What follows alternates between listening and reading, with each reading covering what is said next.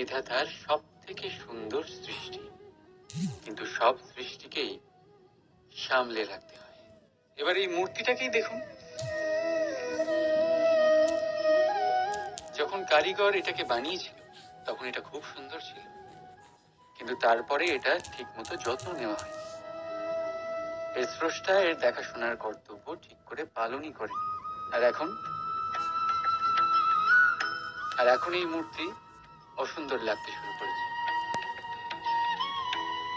ঠিক এইভাবেই শুধু মুখে বললেই প্রেম হয়ে যায় না। সেটার জন্য আপনাকে আপনার কর্তব্য পালন করতে হবে।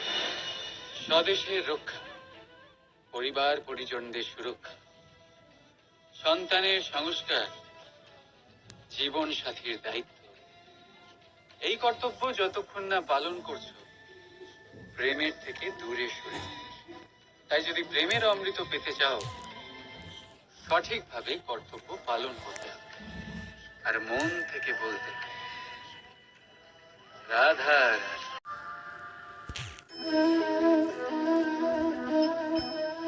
ভয় ভয় সবাই পায়, সেটা পশুও হতে পারে, পাখিও হতে পারে, আবার মানুষ। বাস্তবে মানুষ এই ভয়কে সাথে নিয়েই জন্মগ্রহণ করে। তাহলে এই ভয় কিসে? আর ভয় যদি এতটাই খারাপ হতো তাহলে তা নিয়ে আমরা কি জন্মগ্রহণ করতাম? বাস্তবে ভয় আমাদের এগিয়ে যাওয়ার জন্য প্রেরণা দেয়। এবার দেখুন, প্রাণ যাওয়ার ভয় আপনাকে নিজেকে সুরক্ষিত রাখার প্রয়াস করে। অপমানের ভয় নিজেকে সঞ্চালন করতে সাহায্য করে। কোনো প্রিয়জনকে হারাবার ভয় তার জন্য কর্তব্য পালন করার প্রেরণা দেয়। কিন্তু এই ভয় খারাপ তখন হয়ে যায় যখন এই ভয় আপনাকে কাবু করে ফেলে। এটার জন্য আপনি কিছুই করতে পারেন না। তাই যদি এই ভয়কে কাজে লাগাতে হবে, আপনাকে নিজেকেই এই ভয়কে কাবু করতে হবে। তাহলে ভেঙে দিন এই ভয়ের সীমা। নিজের আত্মা ছাড়া আর কারোর কাছে মাথা নত করবেন না। আর মনে রাখবেন,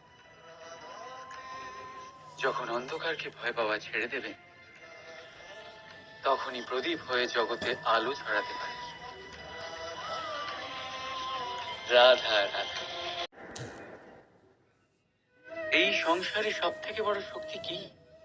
এবার আপনাদের মধ্যে কেউ বলবে অস্ত্র, কেউ বলবে শাস্ত্র, আবার কেউ বলবে বুদ্ধি, তো কেউ বলবে বল।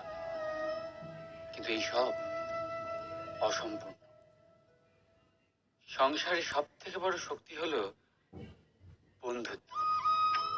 যদি প্রকৃত বন্ধুত্ব পেয়ে যান সেটাই সব থেকে বড় ধন। যখন কঠিন সময় আসবে তখন এই বন্ধুত্বই অস্ত্র হয়ে উঠবে। যদি পথ হারিয়ে যায় তখন বন্ধুত্বই শাস্ত্র হয়ে পথ দেখাবে। ষড়যন্ত্রে ভেসে গেলে বুদ্ধি হয়ে তার থেকে উদ্ধার করবে। আর একা হয়ে গেলে মমতা হয়ে আপনার সঙ্গ দেবে। তো সংসারে কিছু অর্জন করতে হলে ধন নয়, বন্ধুত্ব অর্জন করুন। আর মনে রাখবেন, যদি এই সংসারে বন্ধুত্ব করাই আপনার সব থেকে বড় দুর্বলতা, তাহলে আপনি এই সংসারের সব থেকে শক্তিশালী প্রাণী। রাধা রাধা। আমাকে এটা মন বড়ই বিচিত্র সৃষ্টি। এই মন শরীরের কোন স্থানে অবস্থিত কেউ জানে না, কিন্তু সম্পূর্ণ শরীর এই মনের ইচ্ছে পূরণ করার জন্য প্রয়াস করতেই থাকে। এখন যদি কিছু খেতে ইচ্ছে করে তাহলে মানুষ তার সমস্ত শক্তি লাগিয়ে এই খিদে মেটাবার প্রয়াস করতে থাকে।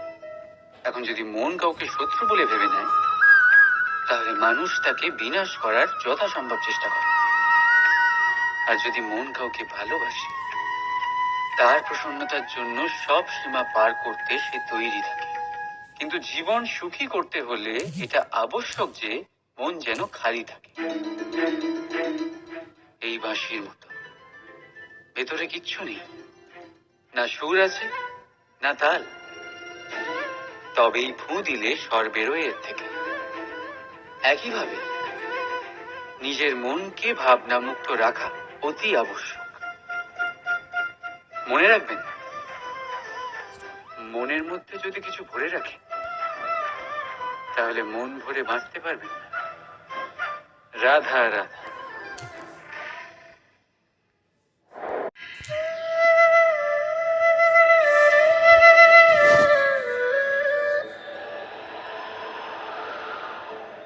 একজন পিতার জন্য তার সন্তান তার গর্ব, তার অহংকার, আর একজন সন্তানের কাছে তার পিতা আদর্শ, তার প্রেরণা। না বললেও পিতা তার সন্তানের সমস্ত ইচ্ছে বুঝে যায় আর সেটা পূরণ করার প্রাণপণ চেষ্টা করে। অন্যদিকে সন্তান সবসময় চেষ্টা করে যাতে তার মাতা পিতাকে গর্বিত করতে পারে, কিন্তু এই বন্ধন কখনো কোথাও এসে ছিন্ন হয়ে যায়। কখন? যখন সন্তান নিজের ইচ্ছে মতো নিজের জীবন সাথী বেছে নিতে চায়। কেন? কারণ হলো বার্তার অভাব।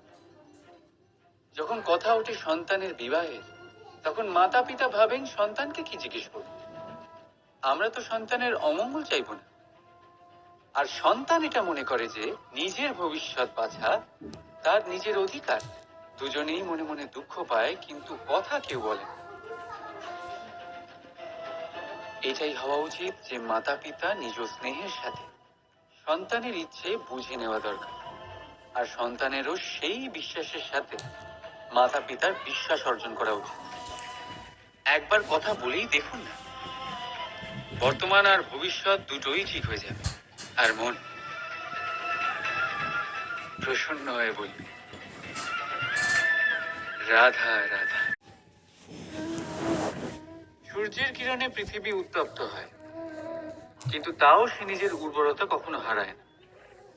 কেন? ঘন অন্ধকার রাতে শুধুমাত্র একটি কম্পমান প্রদীপের শিখা দেখেও মানুষ আশায় বাঁচে। কেন? চারিদিকে অশুভ দেখার পরেও মনুষ্য জাতির অস্তিত্ব এখনো কি করি? এই প্রশ্নের উত্তর হলো বিশ্বাস। এই ধরিত্রীর বিশ্বাস যে প্রচন্ড গ্রীষ্মের পর আসবে বর্ষা, এই জন্য সে নিজের উর্বরতা হারায় না। আবার সূর্যোদয়ের বিশ্বাসই আমাদের ঘন অন্ধকার রাতেও কিন্তু বাঁচিয়ে রাখে। বিশ্বাস যে যখন পাপ তার সীমা অতিক্রম করবে, আমি আসব কোনো না কোনো রূপে। বিশ্বাসী সেই সার যা মানবতার অস্তিত্বকে বজায় রাখে। বলতে গেলে লাগে এক মুহূর্ত, ভাবতে লাগে কিছু ঘন্টা, বুঝতে চেষ্টা করলে কেটে যায় মাস, আর সিদ্ধ করতে গেলে কম পড়ে যায় গোটা জীবনকাল। নিজের উপরে বিশ্বাস রাখুন, নিজের কর্মের উপরে বিশ্বাস রাখুন, প্রেমের উপরে বিশ্বাস রাখুন। জীবনে সুখ অবশ্যই আসবে। আর মন প্রসন্ন হয়ে বলবে রাধা রাধা। একটা শব্দ আছে যেটা আমরা মাঝে মাঝে অথবা অনেকবার শুনতে পাই, স্বার্থ। ওই ব্যক্তি স্বার্থপর, সে স্বার্থের জন্য খারাপ কাজ করে ফেলেছে, ইত্যাদি ইত্যাদি। সত্যি কথা বলতে কি, সংসার স্বার্থকে পাপ ভাবতে শুরু করেছে। কিন্তু স্বার্থ কি সত্যি ক্ষতিকর? না। স্বার্থ কথাটা এসেছে স্ব থেকে, অর্থাৎ স্বয়ং থেকে। মানে যে কর্মে শুধু স্বয়ংয়ের অর্থ আছে, শুধু স্বয়ংয়ের কোনো লাভ আছে, সেটাই স্বার্থ। এবার প্রশ্ন এটাই হলো যে আপনার স্বটা কি? যদি আপনার স্বতে কেবল আপনি থাকেন তাহলে আপনি অবশ্যই স্বার্থপর। যদি আপনার স্বতে পরিবার থাকে তাহলে আপনি পারিবারিক। যদি আপনার সাথে অন্য লোক থাকে তাহলে আপনি পরোপকারী, আর যদি আপনার সাথে এই সংসার থাকে তাহলে আপনি পরমার্থী। তাহলে নিজের স্বার্থ থেকে দূরে যাবেন না, সেটার বিস্তার করুন। নিজের অস্তিত্বের বিস্তার করলে এই স্বার্থ নিজেই পরমার্থে পরিণত হবে। রাধা রাধা।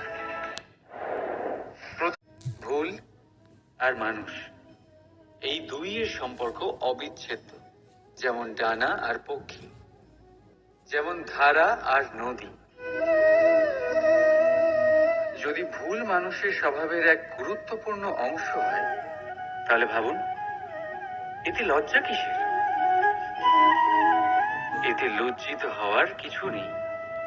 সেইভাবে দেখতে গেলে ভুল আমাদের নিজেকে আরো উন্নত করার সুযোগ দেয়, নিজেকে আরো ভালো প্রদর্শন করার প্রেরণা দেয়। এখন আপনাদের মধ্যে কেউ এর সাথে সহমত নাও হতে পারেন, কেননা অনেকের দৃষ্টিতে ভুল দোষের জন্ম দেয়, দোষ অপরাধের, আর অপরাধের কোনো ক্ষমা নেই, শাস্তি পাওয়া উচিত। কিন্তু আপনি কি কখনো ভেবেছেন এরকম কেন হয়? এর কি কারণ? এর কারণ হলো ভুল স্বীকার করাকে এড়িয়ে যাওয়া। যদি আপনি কোনো ভুল করে স্বীকার না করেন, তবে সেই ভুল দোষে পরিণত হয়, আর দোষ অপরাধ। তবে মনে রাখবেন, নিজের ভুল স্বীকার করা সেই ভুল সংশোধন করার পথে প্রথম পদক্ষেপ হয়ে দাঁড়ায়।